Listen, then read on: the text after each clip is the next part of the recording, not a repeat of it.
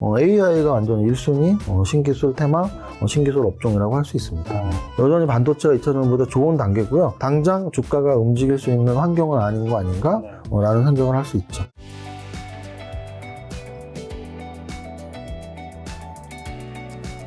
자, 그럼 아까 전에 말씀해 주셨던 게 세무사님은 성장주 훨씬 더 좋아하시니까요. 네. 성장주가 또 워낙 되게 많잖아요. 그 중에서 어떤 거 지금 좀 올해 좋게 보고 계시죠? 이게 이제 글로벌한 화두잖아요. 글로벌한 화두로 딱 한마디로 말하면 AI입니다. AI. AI죠. 큰 줄기는 뭐 로봇이다, 자율주행이다를 다 이렇게 격가지로 돈다면 결국은 AI인 거고요. 이거는 우리나라의 증시가 사실은 미국 증시 업종 상승을 따라가던 시기가 굉장히 많거든요. 그래서 결국은 미국 증시에서 7가지의 매그니피션트 세븐이라는 그 별명이 붙은 종목들 있잖아요.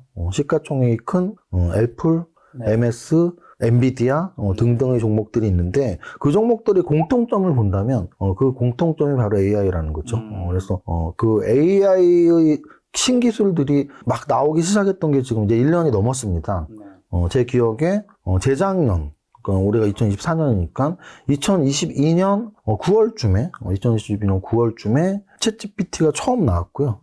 그 당시 이제 우리나라에서도 AI 관련주, AI 소프트웨어 관련주들이 이렇게 움직임이 있었고, 그래서 살짝 한번 움직였다가 이제 해가 넘어가서 작년 1월, 2월, 3월 한 3달 정도 AI 관련주들이 굉장히 크게 올랐죠. 그래서 뭐 루닛 같은 건 의료 AI라고 해서 주가가 10배 올랐고, 뭐 코난 테크놀로지, SK텔레콤 지분 있는 뭐 그런 회사들도 뭐 주가가 뭐 7, 8배 올랐고, 그래서 뭐 AI 관련 주들이 작년 상반기에 크게 한번 움직였고요. 하반기에 좀 조용하고 있었지만 계속 말하지만 우리나라에서 재료를 만드는 게 아니고 미국에서 계속 재료를 만들기 때문에 그래서 올해 또 작년 연말 올해 1월에 챗GPT 스토어라는 게 또 오픈이 되면서 그 스토어 관련주들이 한국컴퓨터랄지 뭐 이런 대장주들이 또 움직였거든요. 그래서 지금 결국은 글로벌한 재료 중에서 1순위를 꼽으라면 AI가 확실합니다. 왜냐면은 우리나라에서 최근에 시가총액이 역전이 막 되면서 되게 엎치락뒤치락 재밌게 움직이고 있는 시가총액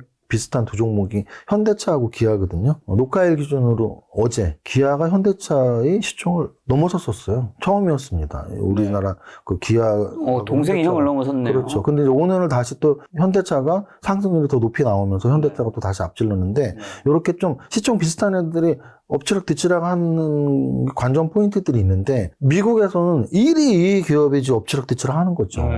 영원한 1위일 줄 알았던 애플이 MS한테 계속 1위 자리를 넘겨줬다 뺏었다 하고 있습니다. 그럼 MS가 애플의 시총을 위협하고 압도하려고 하는 가장 큰 재료가 AI예요, AI.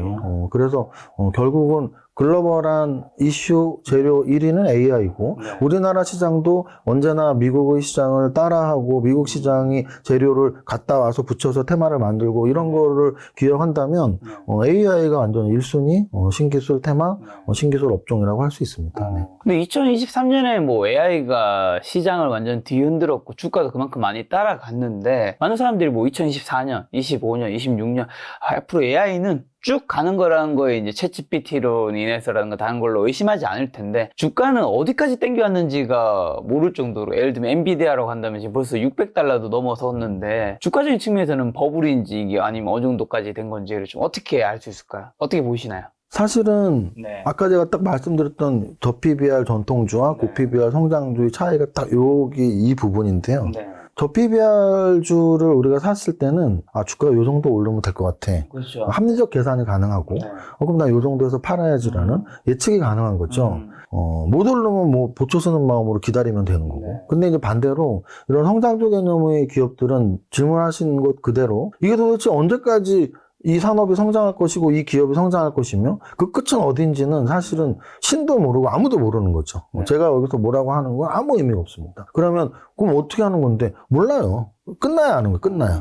끝나야 하는 거예요. 그래서 엔비디아의 상승은 사실은 아직 엔비디아가 피크를 찍었다라는 징후는 없어요. 예를 들어 이런 거죠. 전기차, 테슬라 또는 2차전지 우리나라의 기업들 다시 오를 수는 있지만 현재는 일단은 고점은 찍고 끝났다라고 보통 말을 한단 말이죠. 그 이유는 차트를 보면 알잖아요. 2차전지에서 가장 뭐 대장주라고 한다면 당연히 에코프로겠죠. 자, 제가 말씀드리지만 여기서 이렇게 정배열로 올라갈 때는 언제가 끝이야라는 걸 알 수가 없어요. 알 수가. 예를 들어 요 정도에서 1차적으로 끝났나라고 의심이 됐겠죠. 왜냐면 이평선의 위치를 보면 압니다. 이평선 여기 뭐 61선 위태 했으니까 이 정도에서 끝났나 정도가 1차적으로 났을 것이고요. 그 다음에 2차적으로는 요 정도에서 61선 깼을 때 끝났나 정도 오는 거고요. 마지막으로는 200선 앞두는 121선. 여기서는 이거 좀 힘들겠다. 정도의 수순이거든요. 그래서 결국은 기업 가치가 주가에 반영이 되고, 그리고 또 약간의 선반영이 된다면, 주가가 흔들거리고 주가가 뭐 30% 빠지고 하면 성장이 끝났나라고 의심을 하는 거거든요. 그러니까 제가 아까 말씀드리는 건 성장이 언제 끝날 줄 우리가 알아서 주가를 미리 파느냐라는 질문이라면 그거는 신의 영역이고 아무도 모르는 거고 그냥 재수인 거고, 인간의 영역으로 대응을 하려면 성장이 언제 끝나는지는 모르지만 주가로 우리가 확인을 할 수 있다는 거죠. 요 정도 주가가 떨어졌으면 성장이 좀 끝나는 거 아니야? 고점 대비 이 정도 빠졌으면 끝나는 거 아니야라는 의심을 계속 품고 주가의 움직임을 보자는 거죠. 그런 관점에서 봤을 때 엔비디아나 MS 이 종목들이 지금 계속 최고가를 갱신하고 있는데 미리 예측해서 이거 너무 고점이니까 너무 오른 거 아니야? 이런 거는 사실은 아무도 알 수 없는 영역에 대해서 미리 예단을 하는 거고, 차라리 오를 때까지 더 올라봐. 얼마나 올라갈 건데 하다가 꺾이는 걸 보면서 끝났나라고 의심하는 거. 그러니까 성장주 투자의 핵심은 올라갈 때는 그냥 믿으면 돼요. 차트적 요소에서는 추세라고 하거든요. 추세는 한 방향으로 가고자 하는 힘인데 상승 추세는 올라가는 힘이 있으면 막 21선 타고 계속 올라갑니다. 그러면 믿는 거죠. 언제까지 갈 거야가 아니고 좀 잘 올라가고 있네, 잘 성장하고 있네. 근데 이제 주가가 흔들흔들하면서 21선을 깨고 61선까지 위태하면은 좀 성장이 끝났나? 왜냐면 주가가 흔들린다는 얘기는 그 기업의 가치가 흔들린다는 얘기니까 미래의 성장 가치가 현재의 주가인데 현재의 주가가 흔들린다는 건 미래의 성장이 흔들린다는 얘기죠. 이렇게 해석을 하는 게 저는 맞다고 봅니다. 이게 주식은 예측과 대응이다라는 말과 결이 같은 거죠. 예측은 할 수가 있어요, 우리가. 이 정도면 성장 끝나지 않아? 근데 그건 예측일 뿐이고, 대응은 주가로서 대응을 하면 되는 거죠. 주가가 많이 빠지면, 요즘 성장이 끝났나 보다. 이렇게. 말씀하신 대로 2차 전지는 올해 다시 조금 살아나기 쉽지 않은 거겠죠? 일단은 추세적으로 그렇고요. 추세적으로 그렇고, 또 하나는 계속 말씀드리지만 2차 전지가 혼자 그냥 오르는 게 아니에요. 뭐 이 종목을 우리가 사랑한다고 오르는 게 아니고 대외 변수들이 좋았을 때 오르는 거고 안 좋았을 때 떨어지는 건데, 여기서 대외 변수 두 가지가 뭐였냐면 첫 번째가 테슬라의 주가였고요. 맞아요. 두 번째가 리튬 가격이었어요. 근데 이 두 가지가 다 안 좋잖아요, 지금. 아까 제가 말한 매그니피션트 7에서 실적이 제일 불안하고 주가가 제일 불안한 게 테슬라거든요. 그리고 또 리튬 가격이 지금 매번 폭락한다는 기사만 나오고 있고. 그럼 2차 전지 우리나라 완성차도 아니고 2차 전지를 만드는 회사들이 대부분이 양극재, 음극재고 리튬을 재료로 쓴단 말이죠. 근데 그거의 가격이 떨어지면 좋은 거 아니냐? 아니죠. 떨어지면 제품가가 싸지는 거잖아요. 우리가 이렇게 생각하면 돼요. 밀가루가 오르면 농심, 삼양라면 같은 라면 회사들은 비싸게 밀가루를 사니까 큰일 났다가 아니고요. 우리 소비자가 큰일 나는 거고 회사는 더 좋아요. 왜냐하면 원가가 비싸지면 판매가는 그거보다 훨씬 더 비싸게 팔거든요. 그래서 우리가 유가 관련주라고 했을 때 석유값이 오르면은 SK 뭐 이런 회사가 오르는 거랑 똑같은 거. 흥구석유, 무슨 석유, 미창석유 오르는 게 그 애들이 왜 올라요? 석유를 갖고 있잖아요.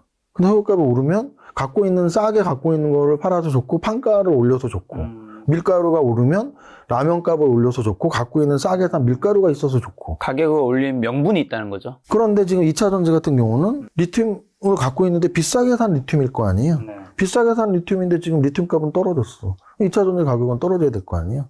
그런 악순환이 좀 벌어지고 있고, 또 하나는 뭐 법적인 측면일 수도 있는데요. 뭐 미국, 유럽, 우리나라조차도 뭐 전기차 보조금 좀 줄이고 있거나 뭐 이런 여러 가지 정책적으로 전기차를 압도적으로 밀던 때에서 조금씩 스탠스가 달라지고 있는 모습들이 나와서 종합적으로 봤을 때는 어쨌든 지금은 좀 당장 주가가 움직일 수 있는 환경은 아닌 거 아닌가? 라는 생각을 할 수 있죠. 그럼 그 부분에서 한 가지만 더 질문 드리면, 리튬 가격이 많이 폭락했 좋겠지만 그동안 많이 떨어졌으니까 이제 앞으로 더 떨어져도 바닥이 얼마 안 남았다 생각하시는 분도 있을 거고, 그 다음에 어쨌든 세무사님 좋게 보시는 AI 관련해서 또 자율주행도 있잖아요. 테슬라 주가도 어쨌든 굉장히 많이 빠진 상태니까 이런 거는 좀 언젠가 오른다면 지금 모아가도 나쁘지 않은 타이밍일 수도 있을 것 같은데, 혹시나 언제부터 이런 테슬라 같은 거 워낙 글로벌 기업이니까 이런 주식은 언제부터 좀 괜찮게 봐야 될까요, 그러면? 일단은 뭐 아까 말씀드렸듯이 오르고 있는 종목도 떨어지는 거를 확인하면서 이제 안 좋아졌나 보다라고 생각하듯이,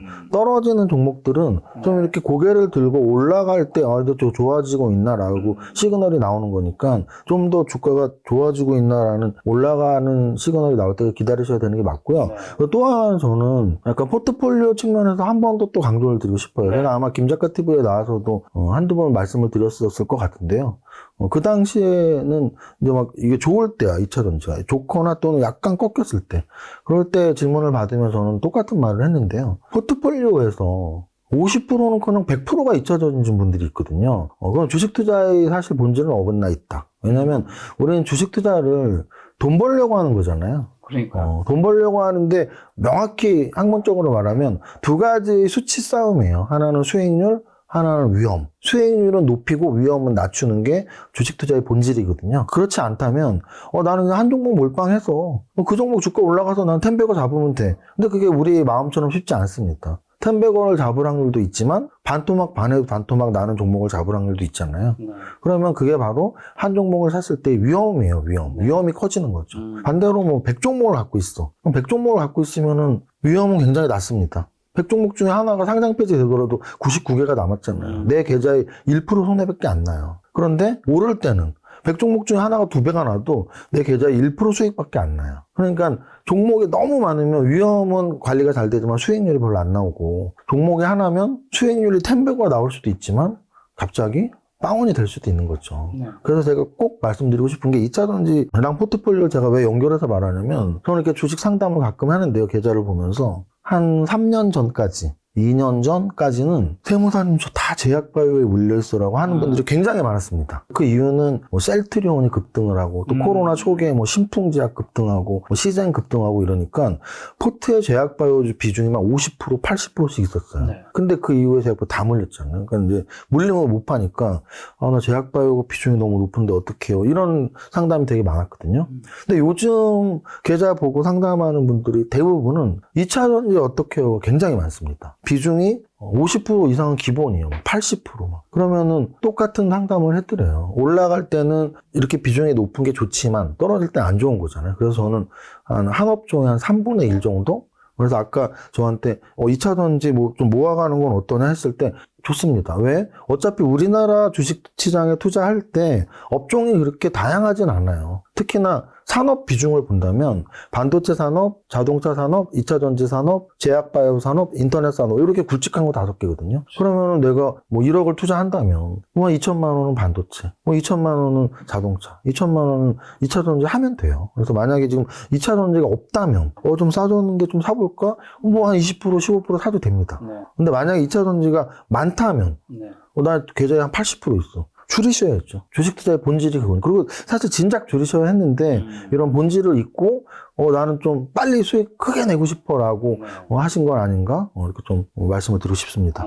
2차 전지에서랑 그 다음에 또 세무사님이 좋게 보시는 로봇 쪽에서 신규 상장한 에코프로버티랑 두산 로보틱스는 요즘에 어떤가요? 이 신규 상장주는 사실 좀 다른 영역이에요. 무슨 뜻이냐면 기존 종목들하고 막 다르게 움직일 때가 있거든요. 사실 두산 로보틱스도 상장되고서 꾹 꺾였다가 막 올라갈 때 다른 로봇주를 많이 데리고 가진 못했어요. 그래서 신규 상장주의 패턴대로 신고가 뚫고 올라가는 모습이 나왔었고, 말씀하신 에코프로 머티리얼주도 사실은 에코프로 기업 중에 에코프로랑 에코프로 BM은 계속 지금 힘을 잃어가고 있어요. 근데 이 종목은 역시 신규 상장의 패턴으로 신고가 뚫고 오르고 뭐 이런 패턴이었기 때문에 같이 이렇게 연결돼서 생각할 수는 없고, 오히려 로봇주의 두산 로보틱스, 2차 전지 에코프로 머티리얼즈가 아니고 신규 상장주 패턴에서 어떤 움직임일까?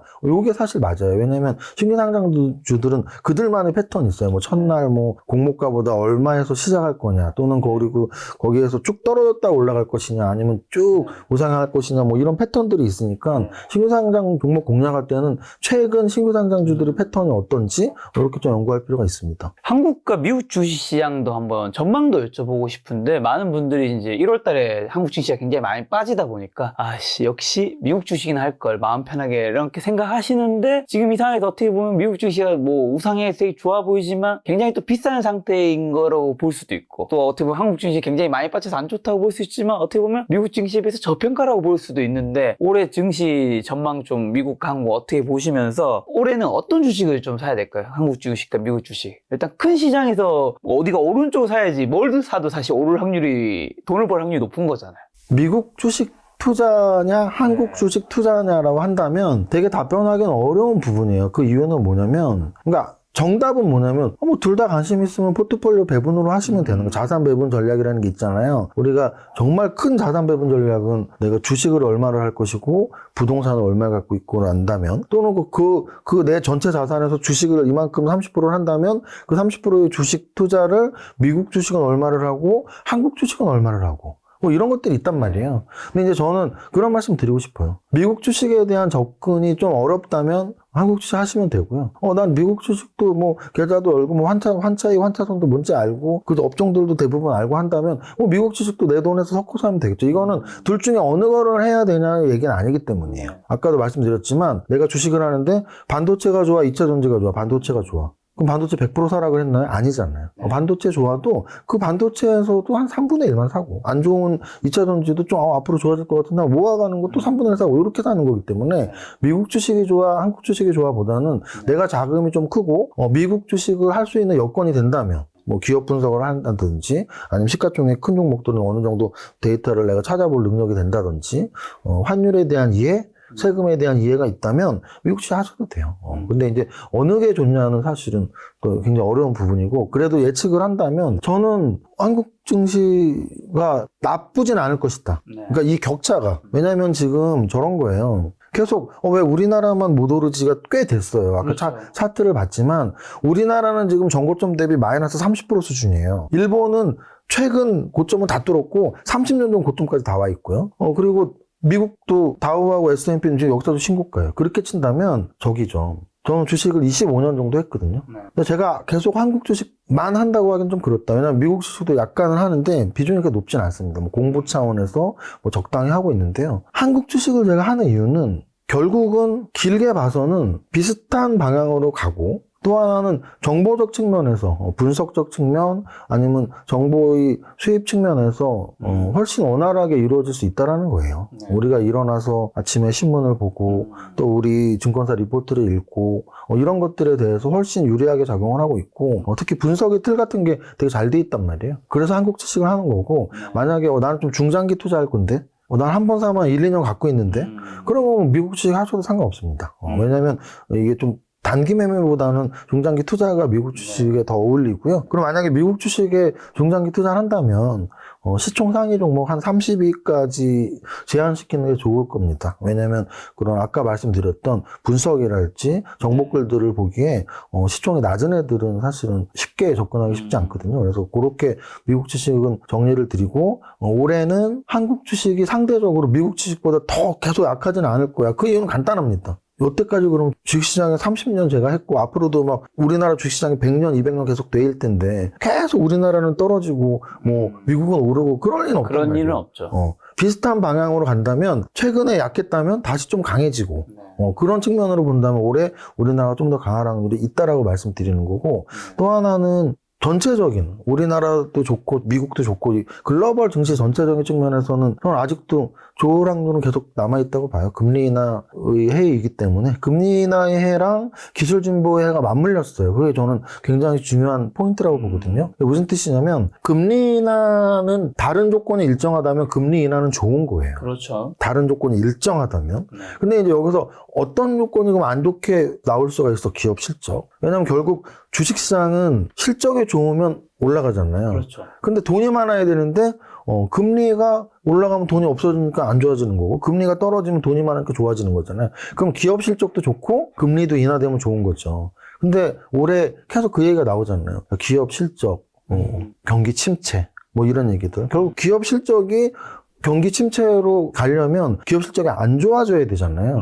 근데 결국은 저는 그런 생각을 해요. 경제학 책에서 공부한 것 중에 GDP를 늘릴 수 있는 경기가 계속 우상향하고 경기가 가장 강하게 올라갈 수 있는 원동력 중에 가장 첫 번째는 기술 혁신이라는 거를 공부를 했거든요. 근데 그거를 주식시장에서 굉장히 많이 적용을 해요. 왜냐하면 인터넷이 없던 시대에서 인터넷이라는 기술 혁신이 있으면서 구글이라는 기업이 생기고 우리나라의 네이버랑 카카오라는 기업이 생긴 거고요. 전기차라는 산업이 없던 시대에서 전기차라는 기술 혁신이 생기면서 테슬라라는 기업, 또 우리나라의 LG 에너지 솔루션, 삼성 SDI, 에코프로 BM 이런 굴지의 기업들이 생긴 거란 말이죠. 그렇게 봤을 때 그럼 지금의 기술 혁신은 뭔데? AI라고요.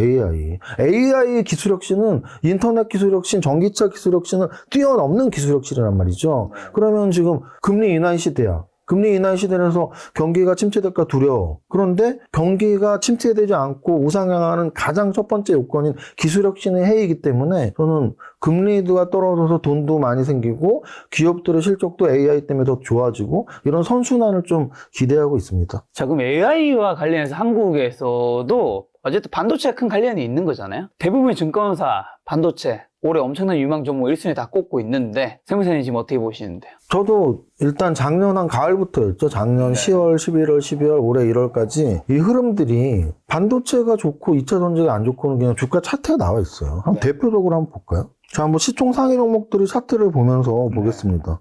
이게 삼성전자의 차트예요. 그러면 작년 가을부터 이렇게 좀 주가가 올라오고 하면서 이렇게 이평선들이 정배열로 이렇게 되어 있다는 걸 알 수 있어요. SK하이닉스의 차트예요. 작년 여름 가을부터 이렇게 주가가 쭉 올라오면서 이평선들이 정배열이 되어 있다는 걸 알 수 있어요. 이 두 개가 우리나라의 반도체 회사들이잖아요. 그렇죠. 반면 2차 전지 회사들을 볼까요? LG 에너지 솔루션이 작년 여름 가을부터 완전 역배열로 전환을 했죠. 삼성 SDI 차트예요. 또는 코스닥 시총 1인 에코프로의 차트예요. 에코프로의 차트, 에코프로 BM의 차트예요. 그래서 차트만 봐도 한 작년 가을부터 반도체의 대장인 삼성전자나 SK하이닉스는 좀 탄탄하게 움직이고 반대로 작년 여름까지 급등했던 2차 전지들은 가을부터 무너져 내렸다는 걸 알 수 있어요. 그래서 업종으로는 계속 말씀드려요. 오늘까지 그렇다는 얘기예요. 오늘까지. 그게 대응이에요. 오늘까지 또 내일 봤는데 하루 더 반도체가 2차 전지보다 더 좋네? 이게 대응이고 예측은 그래 오늘까지 이랬으니까 내일부터는 반도체는 안 오르고 2차 전지가 오를 거야. 이게 예측이에요. 근데 제가 지금 하는 건 대응이에요. 대응. 오늘까지도 봐봐. 반도체가 더 좋았잖아. 그게 추세고. 그래서 추세나 대응의 측면에서 봤을 땐 여전히 반도체가 2차 전지보다 좋은 단계고요. 그리고 아까 말씀드렸지만 AI 시대이기 때문에 더욱더 반도체일 수밖에 없다라는 그런 재료적 측면까지 생각할 수 있고 내가 좀 더 넓게 본다면 그러면 반도체인데 뭐 어쩌라고. 대형주냐 중소형주냐의 판단이 좀 중요할 것 같고요. 대형주에서는 꼭 반도체에 국한시킬 필요 없이 대형주에서도 좀 AI하고 관련이 있는 애들? 예를 들어 이런 거죠. 삼성 SDS나 삼성 SDS가 그나마 삼성그룹에서 AI 소프트웨어랑 좀 관련이 있으니까 예를 들어 이런 거죠. 현대차 그룹에서 자율주행하고 좀 관련이 있는 애들 현대오토에버랄지 아니면 삼성그룹에서는 삼성 SDS가 AI 쪽에 좀 관련이 있다든지 또 LG그룹에서는 LG전자나 LG이노텍이 좀 관련이 있다든지 뭐 이런 식으로 대형주에서는 접근을 하시면 되고 중소형주에서는 반도체 소부장이 우량한 애들이 워낙 많아요. 시총 1조, 2조짜리 우량한 애들이 워낙 많으니까 그런 애들을 리스트업을 시켜서 이거 반도체주는 주가도 좀 탄탄하게 움직이면서 시총도 좋고 적당하네 나한테 뭐 이런 걸 찾아 나갈 수 있는 과정이 필요한 거죠. 지금 삼성전자랑 SK하이닉스는 둘 다 오르긴 했지만 하이닉스 훨씬 더 많이 올랐잖아요. 삼성전자도 그 오름세를 좀 따라잡을 수 있을까요? 그리고 삼성전자랑 SK하이닉스 워낙 대형주니까 이 두 종목은 지금 앞으로 좀 어떻게 보시나요? 올해? 반도체 쪽에서 핫 키워드들이 몇 개가 계속 있었어요. 근데 가장 최근까지도 영향을 미쳤던 핫 키워드들이 HBM하고 온디바이스였거든요. 근데 저거 뭐 공대 출신도 아니고 그런 기술 분석을 할 수 있는 건 아니지만 그냥 그런 키워드들에 의해서 시장에서 종목들이 형성돼서 움직임이 나온 건데 HBM은 확실히 SK하이닉스가 더 버프를 많이 받았고요. 그래서 HBM, SK하이닉스 또는 HBM 관련주들. 반면에 이제 온디바이스는 결국은 스마트폰을 만들고 있는 삼성전자하고의 관계성이니까 삼성전자 또는 온디바이스 종목들. 온디바이스는 제주반도체 이런 거는 거의 5배가 올랐거든요. 그래서 최근 들어 들어서 온디바이스, HBM 이런 핫 키워드들은 다 AI와 관련이 있으니까 반도체에서도 과거에는 AI 반도체라는 말이 있기 전에는 메모리 반도체와 대응되는 언어로 비메모리 반도체 또는 시스템 반도체라는 말을 많이 했는데 요즘은 비메모리 반도체, 시스템 반도체를 넘어서는 AI 반도체의 영역이 생긴 거니까 반도체 소부장을 공부하더라도 AI 반도체랑 연관 있는 종목들 찾아보시면 좋을 것 같습니다. 그리고 이제 2차 전지가 사실 굉장히 뜨거울 때 코스피에서도 시가총액 상위 뭐 10위나 20위까지 2차 전지 종목들이 엄청 많이 들어왔었고 코스닥에서도 뭐 그런 굉장히 많은 종목들이 포진했었고 예를 들면 인터넷이 굉장히 이제 강할 때는 카카오라든가 네이버가 시총 뭐 5위 안에 근처까지 왔었는데 지금 반도체도 어떻게 보면 코스닥에서 리논공업이라든가 몇 개 기업들이 이제 10위 안에 들어오고 나머지 기업들이 아직 안 들어왔기 때문에 더 충분히 반도체는 아직은 더 갈 수 있는 여지가 많다고 하신 분도 있더라고요. 반도체 전문가. 그런 의견에 대해서 좀 어떻게 보세요? 공감합니다. 네. 왜냐면은 말씀을 좀 정확히 좀 잘하셨는데요. 네. 어찌 보면은 거래소 시총 상위에는 올라오긴 좀 힘들어요. 왜냐면 거래소는 시총이 진짜 큽니다. 그러니까요. 코스닥은 진짜 거래소에 비하면 한 5분의 1 수준밖에 안 근데 되니까. 타이닉스도 LG에너지솔루션에 밀렸지만 다시 2위를 차지도 했잖아요. 네, SK하이닉스가 현재 2위고, 근데 이제 이 1, 2, 2위 말고도 20조 이상, 뭐 10조 이상 기업들이기 때문에 삼성전자, SK하이닉스를 제외한다면 10조 이상 반도체가 거래소에서 나올 확률은 거의 없기 때문에 코스닥으로 나가보면 코스닥 같은 경우는 이제 말씀하신 게 맞는 게 6위에 지금 HPSP가 있어요. 이건 반도체 회사입니다. 그리고 7위에 리노공업 있죠. 얘도 반도체 회사고요. 솔브레인 있죠. 이오테크닉스가 있고 동진세미캠이 있고 이런 종목들이 지금 1조, 2조, 3조에 포진이 되어 있어요. 그래서 과거에 이런 종목들이 예를 들어 5천억 1조였거든요. 5천억 1조짜리가 2조, 3조가 된 거예요. 그래서 여러분들이 반도체 소부장을 찾아본다면 한 5천억대 1조대를 찾으면 5천억이 1조 또 1조가 2조 되는 그런 종목들은 앞으로 더 생길 수 있다고 당연히 보고 있습니다.